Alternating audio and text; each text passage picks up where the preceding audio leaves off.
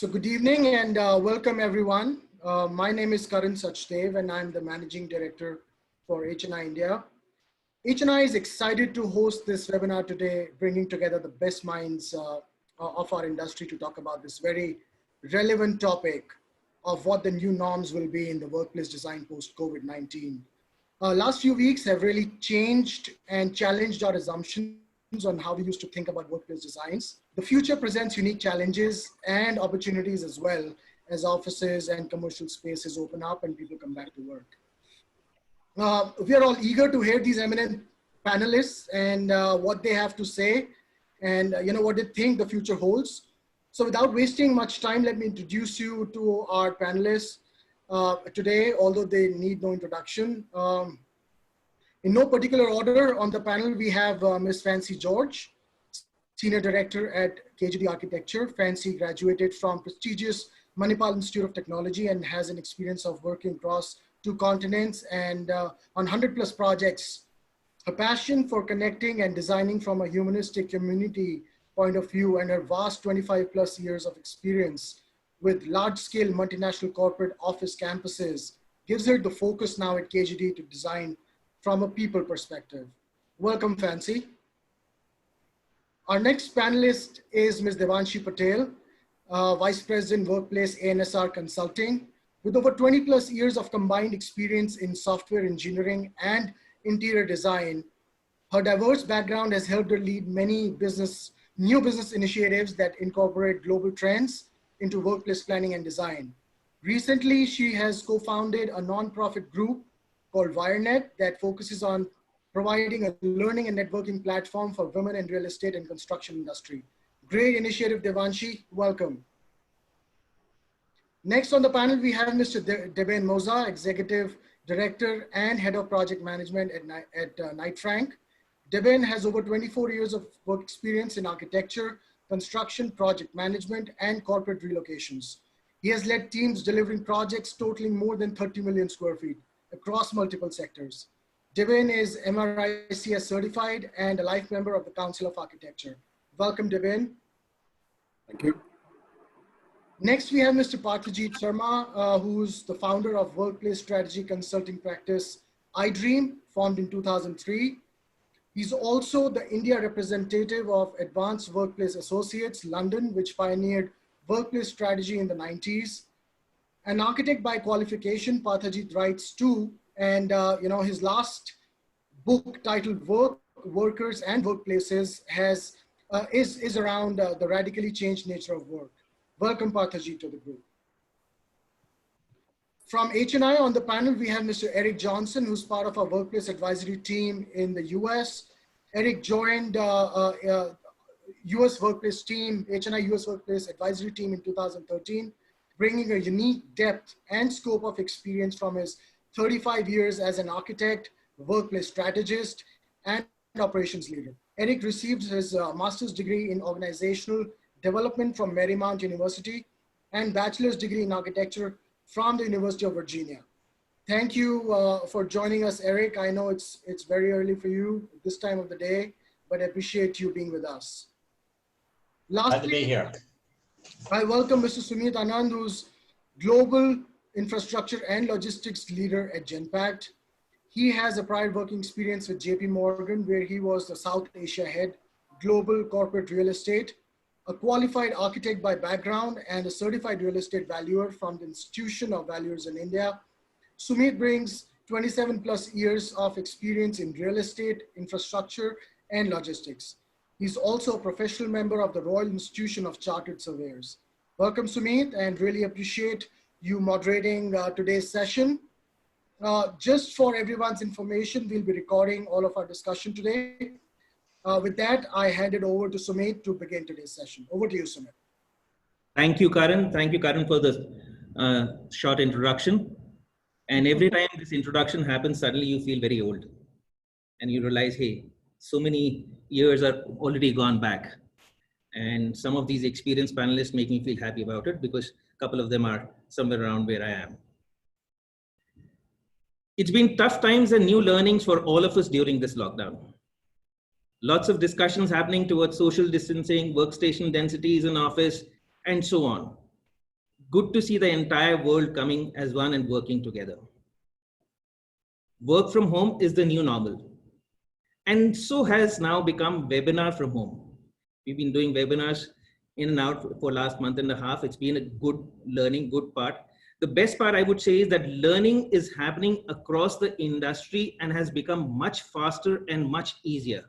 We're able to get everyone's views, ideas, and we are able to think ahead of time. Some of us are thinking faster, some of us are thinking slower. These webinars are giving us opportunities to get others' views about how things are moving. We have an interesting group of experts lined up today, and we should get new ideas, views as panelists are experts in different domains.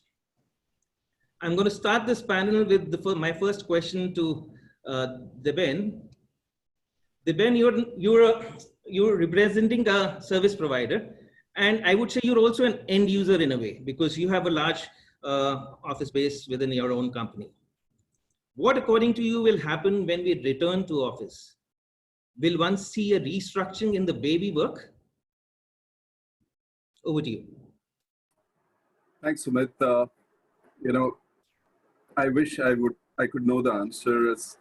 While we have no idea or nor a relevant historical analogy to understand how this pandemic may pan out to be in the near future, but it's always best to be prepared for it. To start the works can be the easiest part.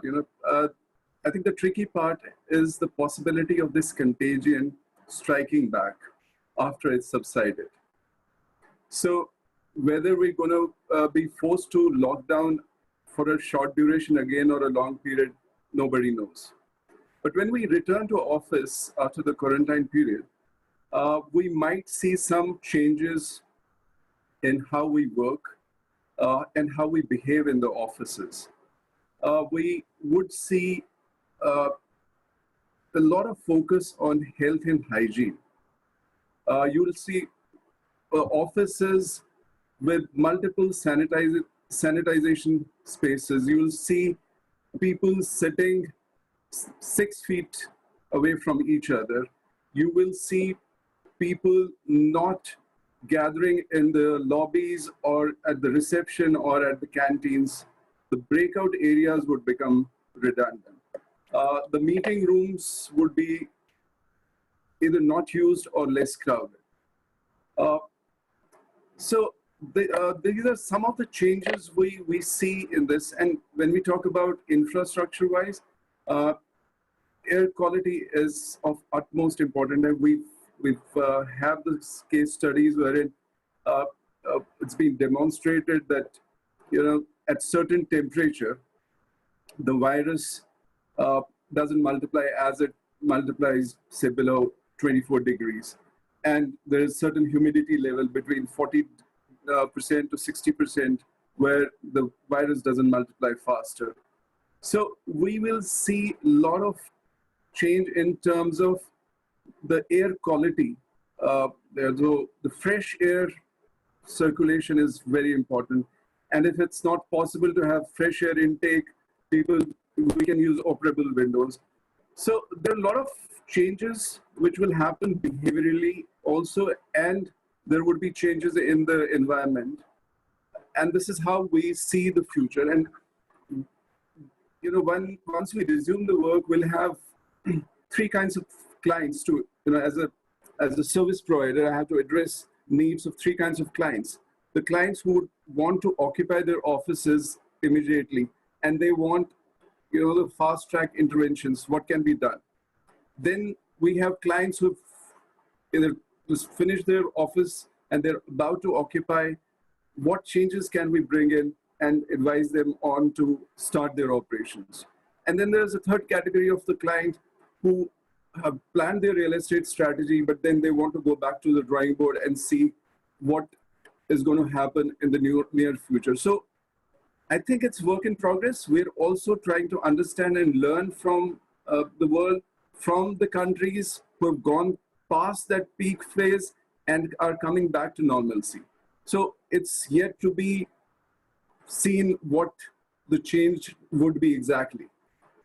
Just one small short question. You spoke about the social distancing, about people staying 6 feet away, etc.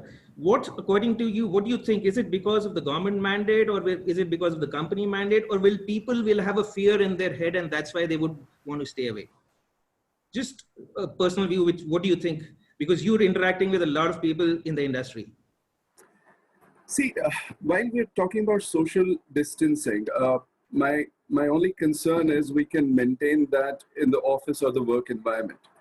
What happens when we're traveling from our homes to offices? How do we maintain that? So do we have infrastructure to support that? So, whilst it's been recommended, or it's a norm, because as per studies, they say that the particles won't travel that distance, so that's the distance you need to maintain. But I think at a macro level, we need to figure out how can we maintain social distance, or how can we isolate ourselves from the spread of virus while commuting from home to office, and then come within the office environment. It was just a deliberate question to make things a little easy, because I was just thinking of, when you go down in your society, own housing society, if there are 3-4 people standing and talking, there is somebody who's clicking a picture and sending across to everyone. So people are scared. So there is a fear in psychosis, which is working for everyone. So thanks, Deben, for your views. Moving on from IPC and end user perspective, from a design perspective, Fancy, do you think there'll be restructuring the way we design? We talk about so much about changing spaces and workstations. Your view? Yeah, I think, first of all, we've got to look at that from a different point of view. It's got to be on the basis of the client and his needs. That's the first thing that you need to be attacking. First of all, you got to find out business-wise what is working for them, what is not working for them. And then you go backwards from that and try and figure out how you want to do that. But more importantly, I think with regard to design, we've got to put the human at the center. I think Deben's talked about the other angles of screening, air ventilation, infrastructure, and all of those kind of things. But I think we also need to be talking about that experience of that person coming in at the gate, and what is he feeling walking from there? I mean, is he going to be wearing a complete gear from top to bottom, getting into that space, and then, being treated like a touch me not? Literally, it's going to be touchless all the way inside. I mean, that's the kind of thing that we're talking about right now. So yeah, I think it's got to be how you approach that whole process of design. It's got to be a little more empathetic. You've got to take into consideration human emotions when you're approaching design. I mean, human at the center first. And then, of course, there are things like, long-term and short-term. So if you're looking at an immediate attack on what's going to happen in the office spaces, you're going to do everything that I think pretty much the whole world is talking about. Your 6 feet distancing, and then you're making sure that you're doing more webinars.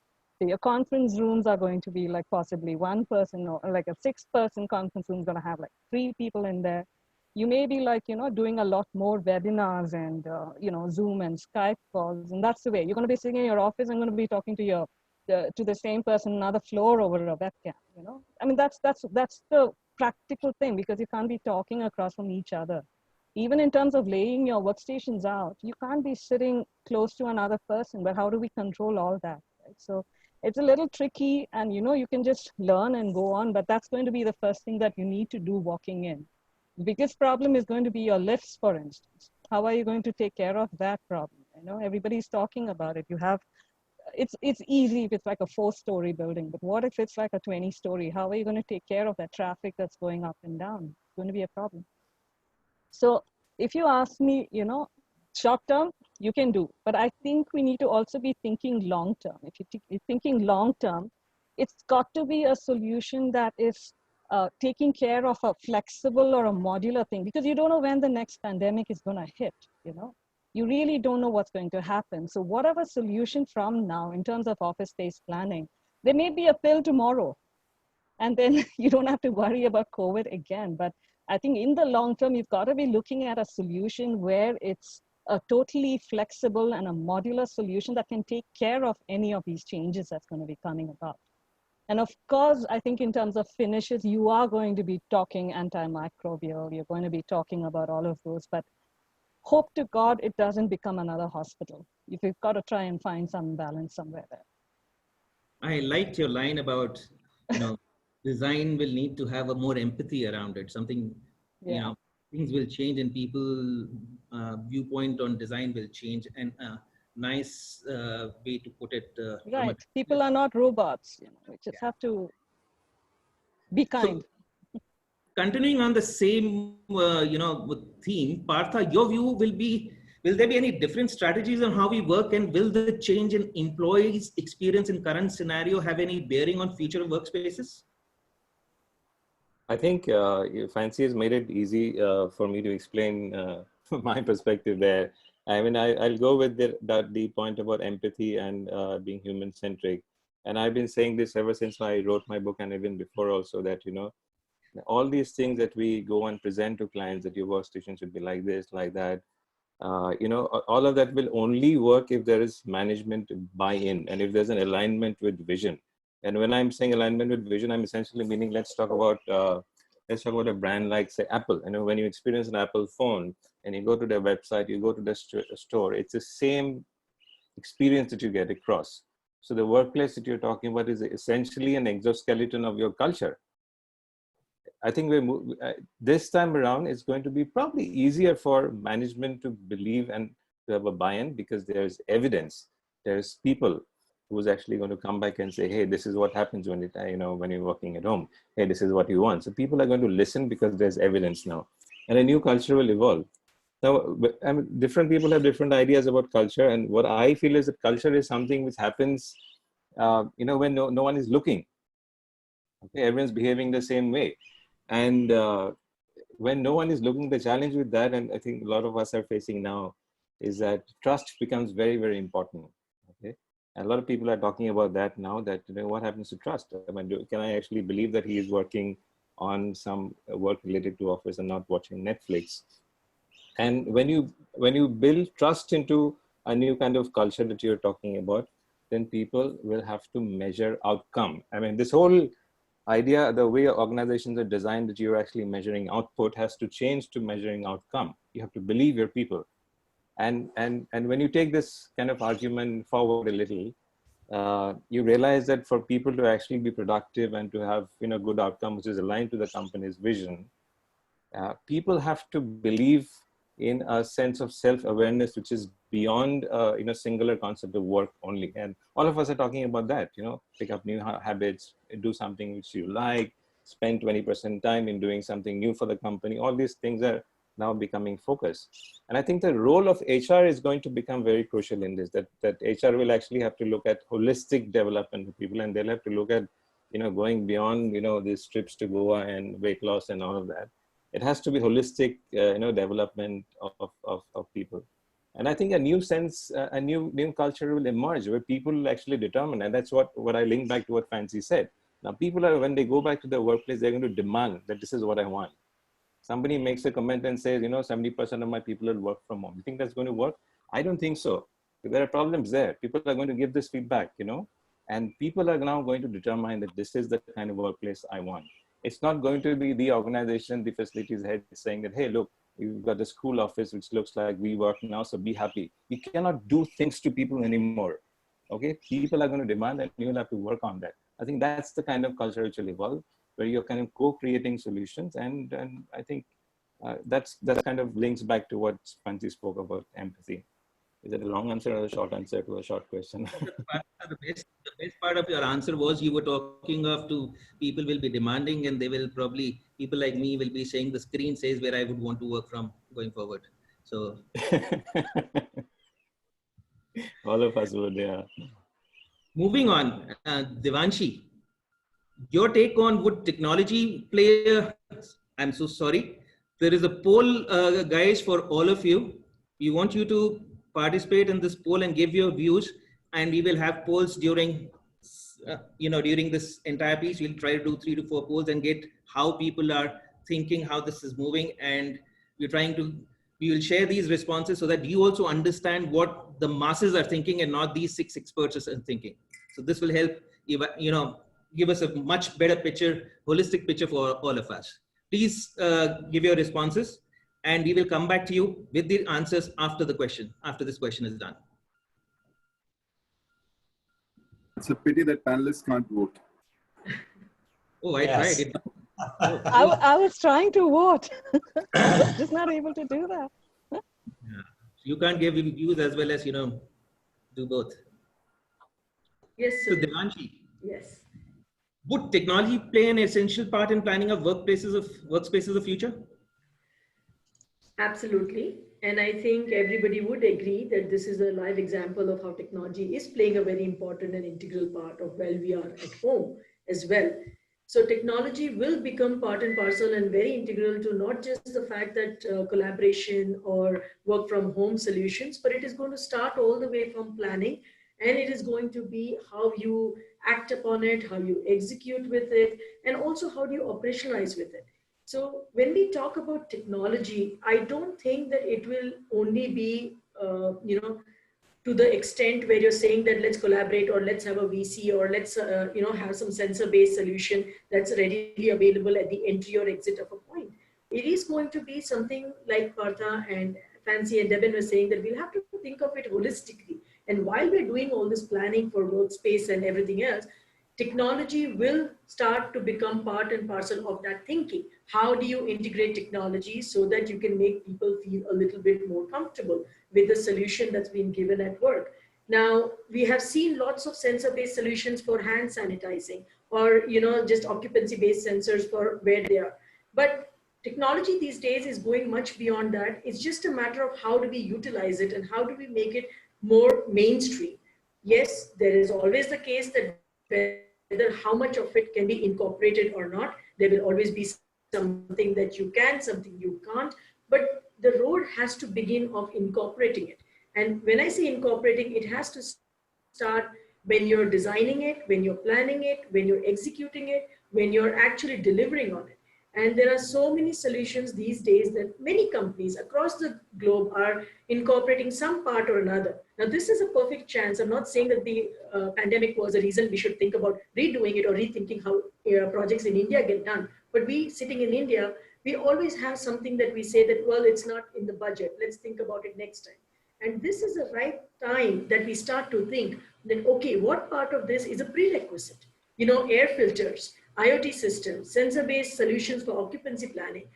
Your cafeterias are going to take a big leverage on these solutions, app-based solutions for entry-exit points. All of these technologies, they exist. It's just that how often do we really utilize it or understand it and actually promote it? And the way I think of it, as a fraternity of design and construction community, everybody who's on this call or outside of this call is going to be looking at it. And the more we start to incorporate it into a design, the more it becomes mainstream and it becomes readily available.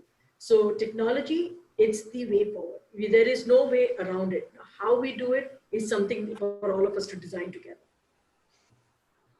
The people, listeners who are part of the industry in this space and technology domain will love hearing this, because adoption of technology will happen much faster and much more than ever before. Let's also hear from, should I say, Saat Samundar Par. So viewers, we have Eric, who's from US East Coast, if I'm not wrong. Eric? West Coast, sorry. Yeah.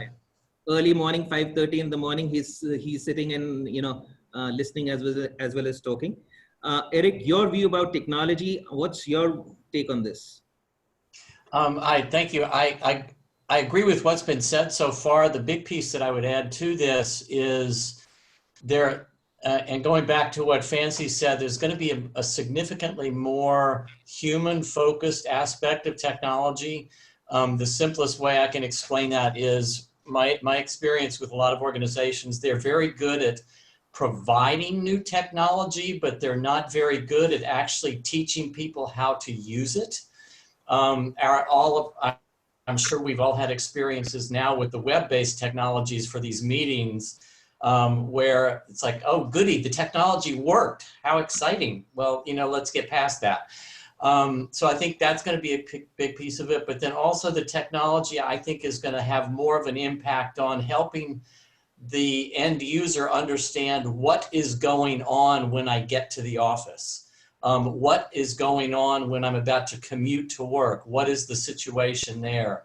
How do I know that, for example, the space I'm sitting in has actually been cleaned recently? And that's a very simple example, but things like that I think are going to be more a part of it. But I think the biggest piece from my standpoint is the human component of the technology is going to become much more crucial. It's not just the technology itself. Great. And so in a way, no different than what's happening in the rest of the world.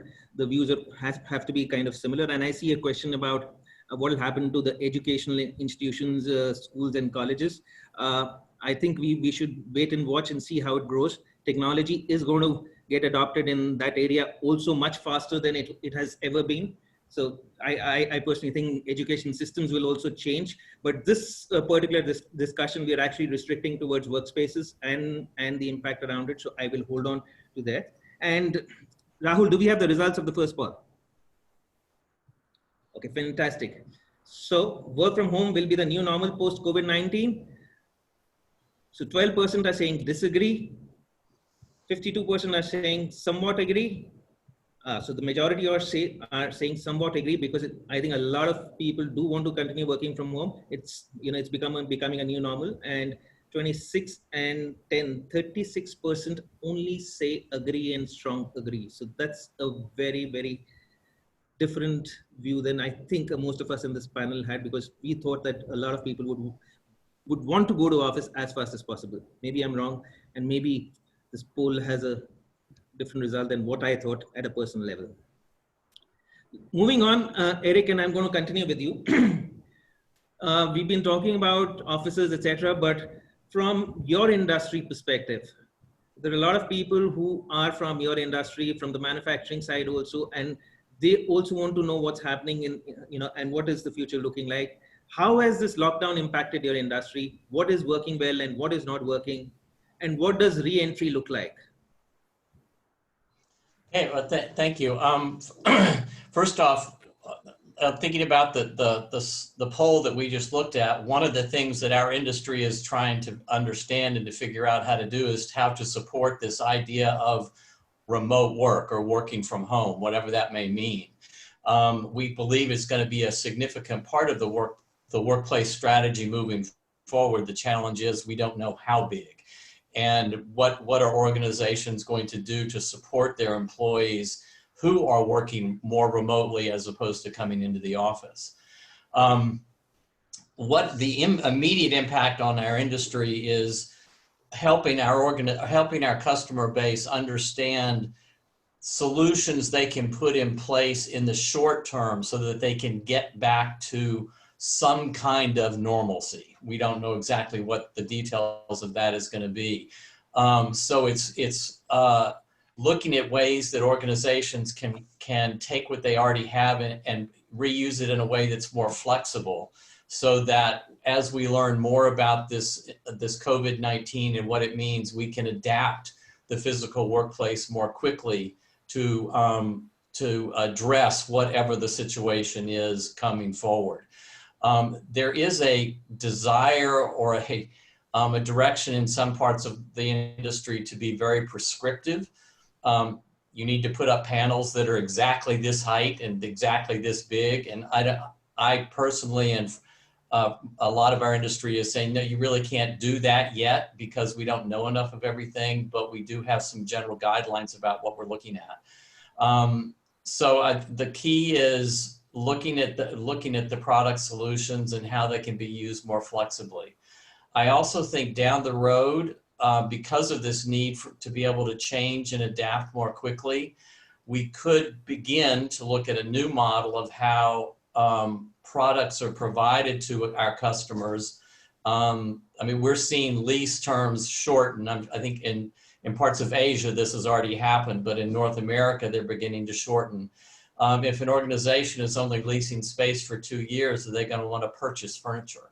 So I think we could begin to see a model where there's more of a leasing situation for the product that we use to outfit an office, so that again, the organization can change what they need to have based on what we find out is happening relative to the health of our employees and things like that.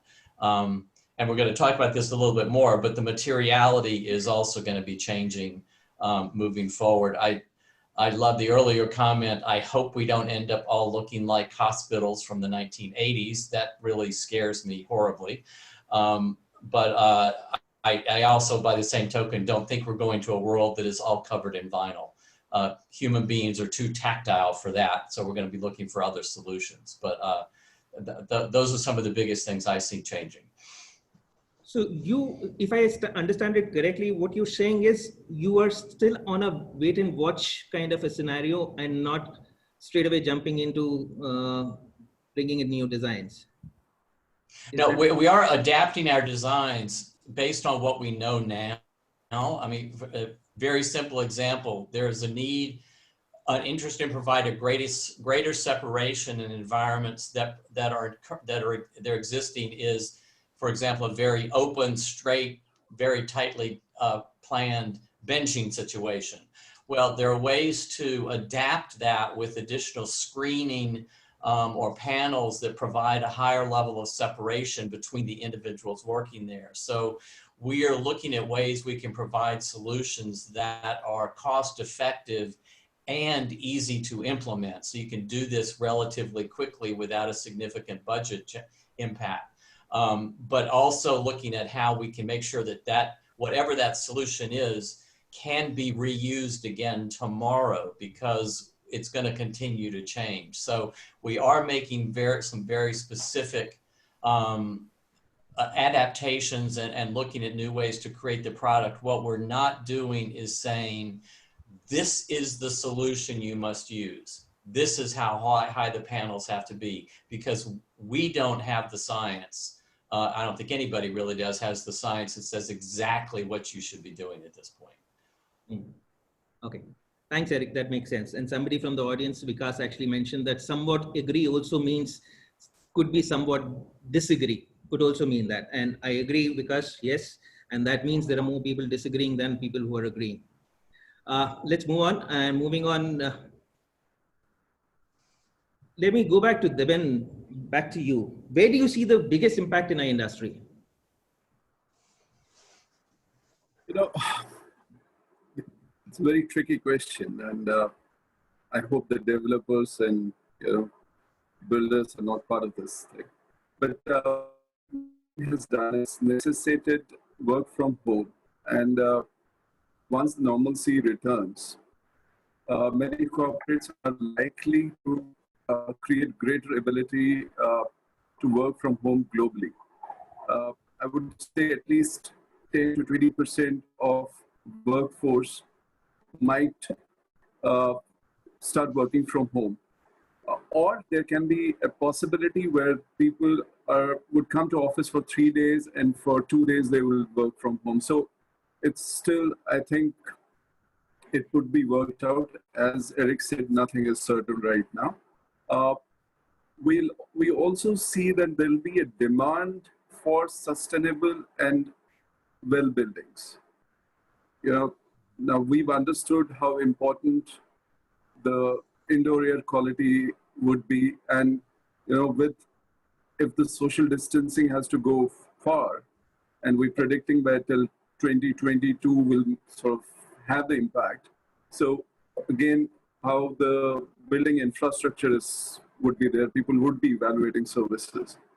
They would be looking at how many lifts are being provided, how the employees would move within the building.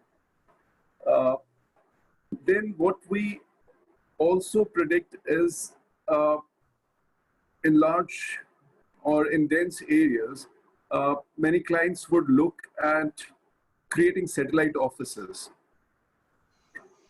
And they'll have a large facility and create multiple satellite offices so that the employees or the staff need not travel long distances. Again, as I mentioned earlier, the challenge would be transportation part. Now, maybe with these satellite offices can work or can be assumed as, second home, and they can be, termed as work from home spaces.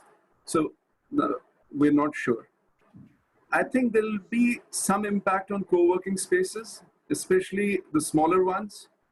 Uh, the larger ones can still manage to tweak their designs and give that kind of facility to their clients. So that's something which we are closely observing.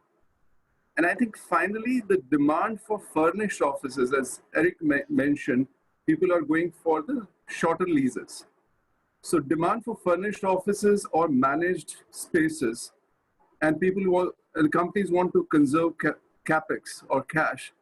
That might be a trend. So nobody would want to invest in the real estate and would just do a rentalized model with the developers or even the co-working players.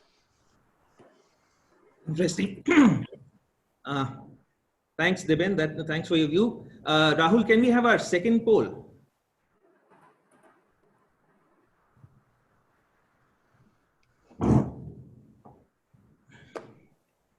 Okay. With remote work from home being more popular, offices will lose their significance. And I see a lot more discussion on moving from Eric to Deben, moving to effectively talking about co-working offices. So I'm going to change guard, and I see a couple of people also in the audience asking about it. Devanshi, what's your view? Is this the end of the road for co-working, or like Deben and Eric are saying that there'll be more direction towards fully furnished offices or managed offices, and there is an opportunity for growth in the co-working industry? I completely agree with them, actually. As much as co-working sounds like they may be taking a downturn at this moment because of the smaller spaces, having lesser space or more compact, the business model totally was around the fact of social collaboration, networking, and common amenities, and that was giving a little leverage to companies and corporates to use them as maybe incubation spaces or maybe even satellite offices. But now, coming to this pandemic being a reason for the change, I think it will take a positive turn, of course, because while we look at corporates not probably investing as quickly going forward in the next year or 2 years in this part of the world or any part of that world for that matter, co-working will have a little tweak in their design, but be able to cater to those solutions. It's like, the demand is changing slight bit, but the majority of the players should be able to bounce back with a little tweaking in their concept, their design, their offering, and yet be able to supply those maybe satellite offices, maybe smaller zoned offices. It may have to change from completely co-working solution, which is, probably having 4 people use the same hot desking facility. So some policies may have to be developed around it of periodic, change or periodic renting out of the space. But definitely, I think I agree with them that, this is not going to be the end of it. In fact, it's going to be a new trend that will probably develop from here. And we should be able to see an upturn to this. That's fantastic, Devanshi. So people who are in the new businesses in this area, and there was a lot of, in some of the webinars I've heard, there has been a lot of fear and pressure on people's mind. Your answers, yours, Deben's and Eric's, will probably be music to their ears. And I personally think too that there will be probably a much more higher requirement for such offices than ever before. Rahul, do we have an answer to the poll? Can we project that? This was expected, right?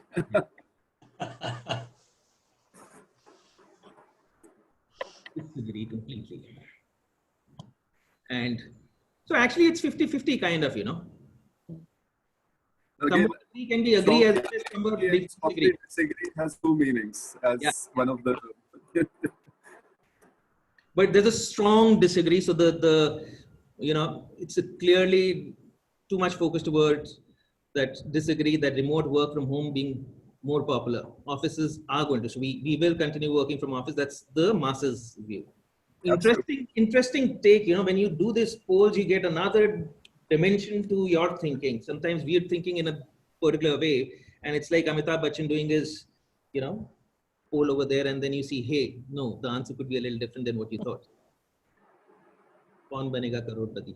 Unfortunately, there's no prize money on this quiz, so we'll have to live with what we have. Partha, what's your view? Will the priorities change in coming time in the way everything is going on right now? Priorities for what? At the personal level or organizational level? Both. Both. Okay. It's kaun banega crorepati. You said that I that actually kind of rings a bell in my head that, and if I may use the blunt option, if I have a choice like that, is that organizations exist for only one reason, and that's to make money. Okay. So the immediate priority will, of course, be to survive. Survival will be the immediate priority.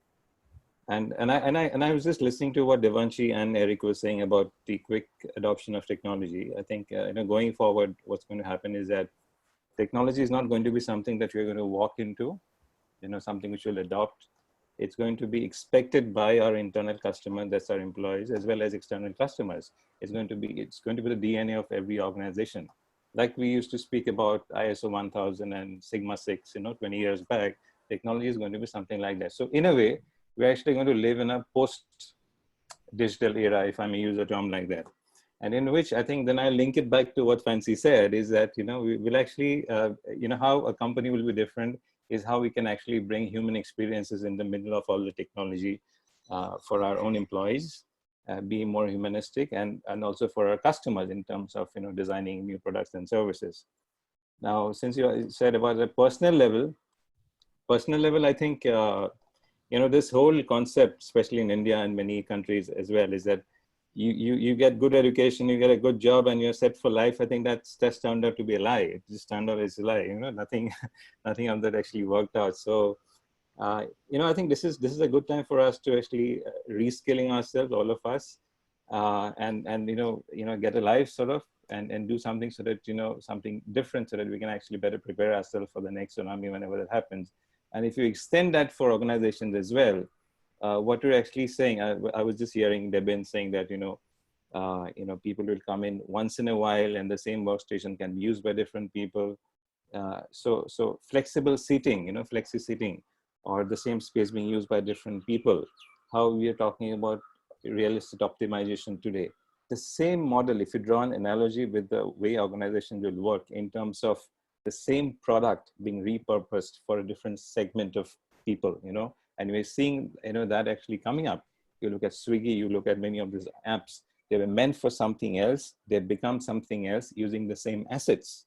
Okay, I think this is going to be a trend. Like, we need to pick up more skills. I think organizations are also going to do that. I think organizations are going to run and move away from this whole old concept of, being focused on one business model to actually using the same assets, not only real estate, but even products, people, services, to actually attract more different segments as well. So they're probably going to run two different business models at the same time. I think probably that's going to become one priority, but we'll have to wait and watch. Well said, Partha. And I think there are some questions floating in about change in design on workstation, etc. I think your first line answers those questions, that the first priority will be to survive. Change in workstations will follow. First is to, absolutely. I think next six months is just about survival, I think. Yeah. I completely agree with that. Not many CFOs will have money in their purse to, roll out easily.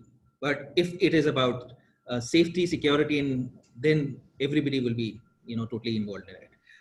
Moving on from here, Rahul, can we have the next poll? We're short of time, so I want the polls to happen. We get broader, views of people, what people are thinking. The offices we go back to must change in order to promote employee health and well-being in the wake of COVID. And moving on from here, and something on a similar lines, Fancy, will new workplace protocols to be introduced? Will they be to enhance safety in offices? Yeah, so this is what, like Partha is saying, and all of you guys are talking about, it's safety of the employee first. So obviously there are some immediate protocols that have to be introduced. Okay, if you're talking about immediate protocols, you'll be talking about things like thermal readers and, people coming in masks. So all of these are going to be a must. And there's also a talk about the fact that there's going to be, like in your factories, there's going to be a directional movement for employees. So you don't face each other and you're like 6 feet away from each other. So all of those things are going to definitely be come into play. But basically, I do feel in the long term, other than these things that everyone's talking about, I'm sure everybody's already aware of it. You need to be also talking about, the wellness of the person or the individual. So I do think one of the things we have to be doing is like, getting people out. They have to get out into the fresh air. You need to go out into the sunlight. You need to, bring your immunity levels up a bit. All of those things are like a lot more important than these things. Definitely you'll do this, but you've got to look at the other longer term effects of wellness for the employees, because that's going to be your bigger focus.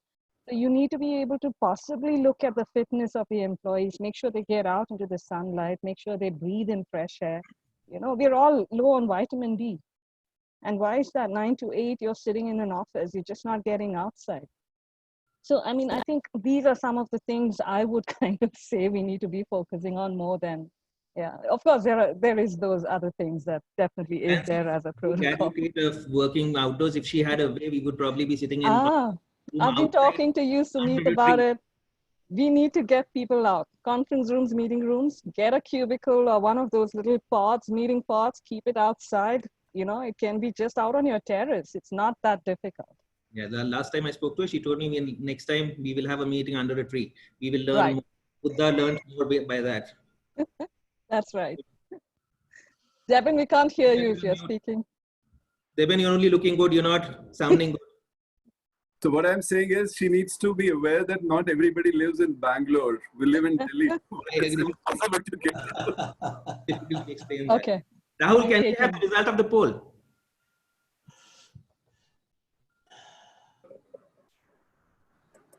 The offices go back to must change, and that's strongly agree. So this is probably the strongest answer we've got till now.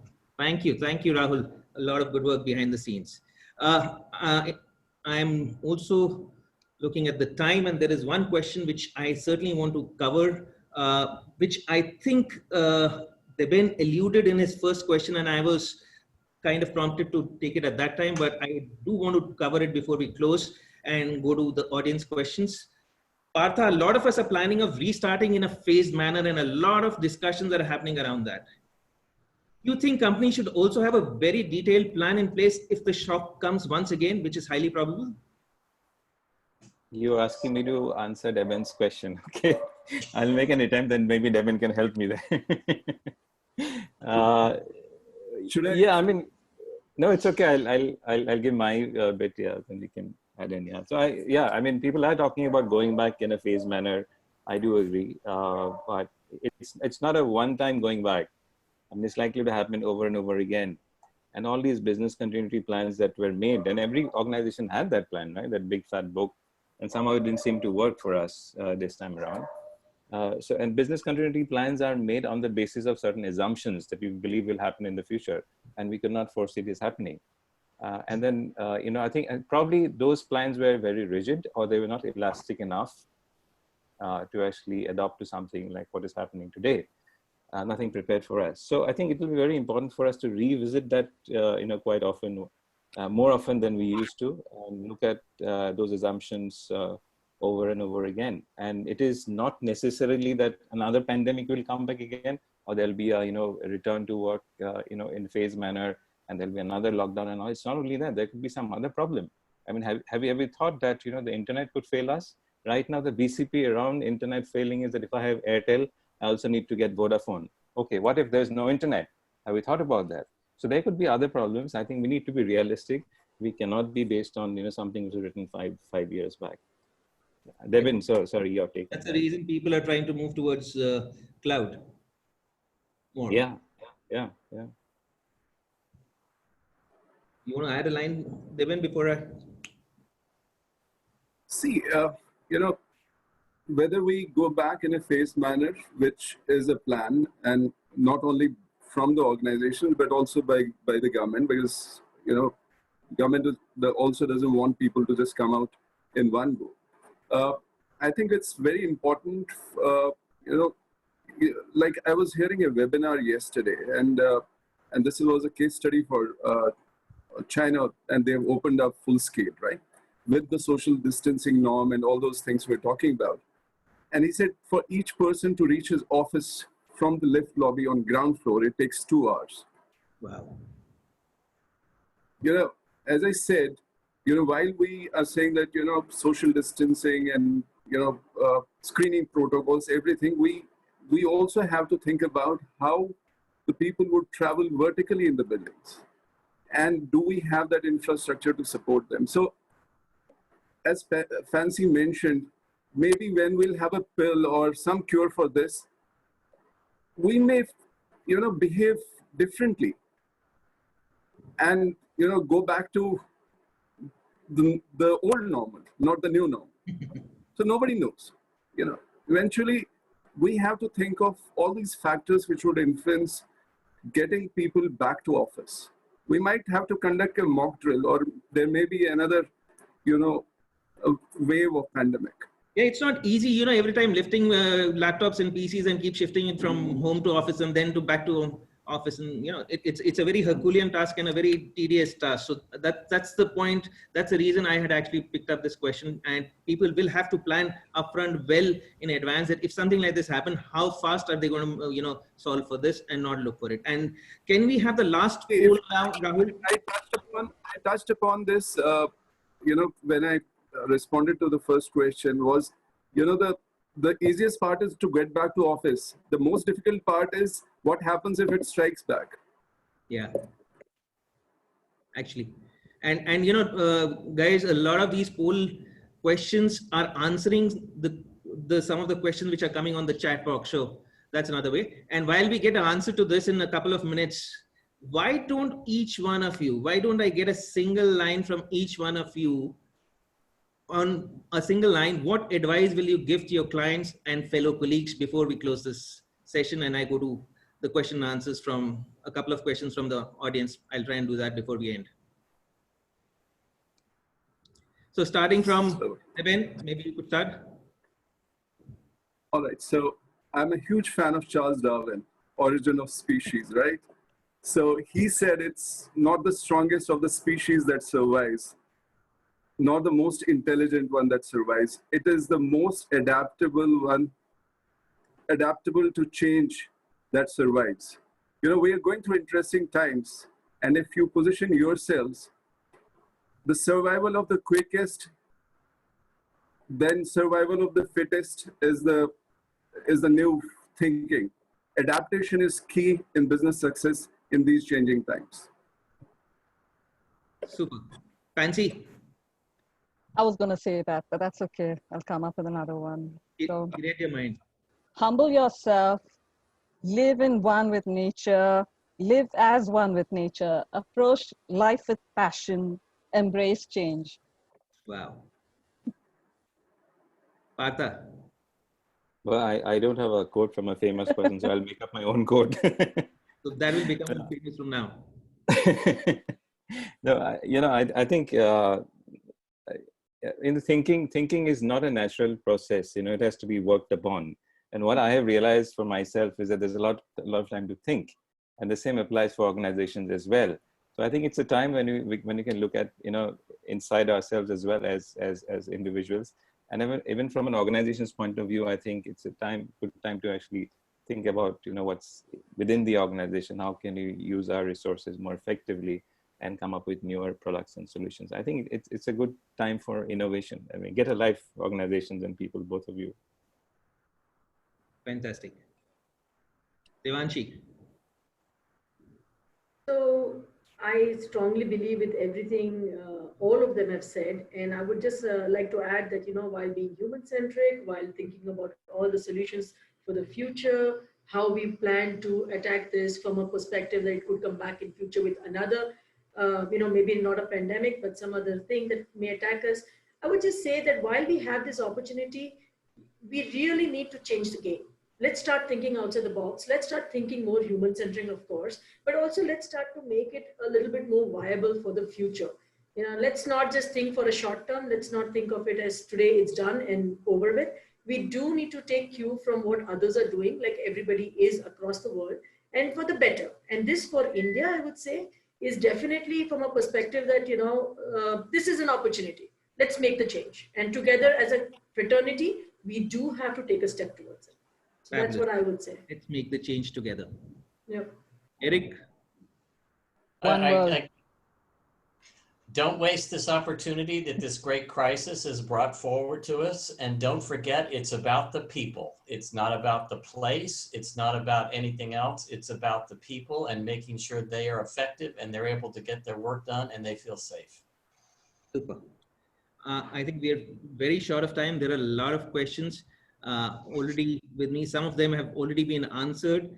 I'm just going to give a short snapshot of what we covered today before I hand over back to Karan.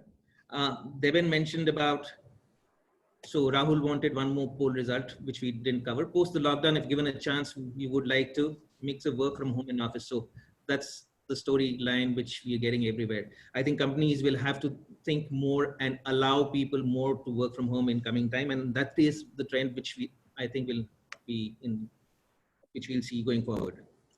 Devin covered about air ventilation, social distancing, and other aspects of entry.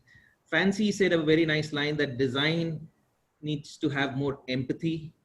Partha mentioned about management buy-in is required. Output is to change to outcome. Role of HR will be critical. People will become more demanding.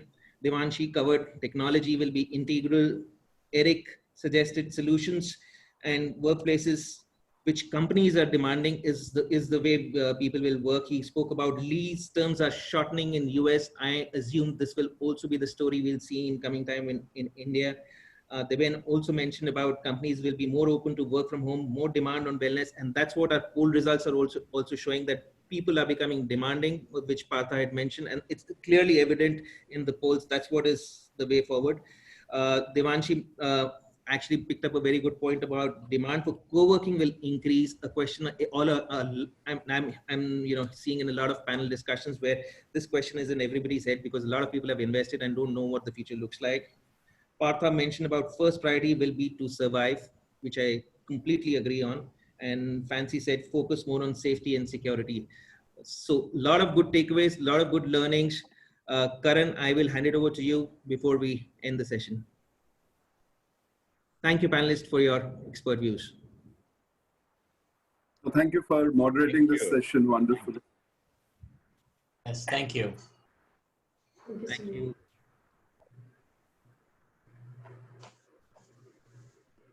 So Rahul wants an answer that was this session informative or not.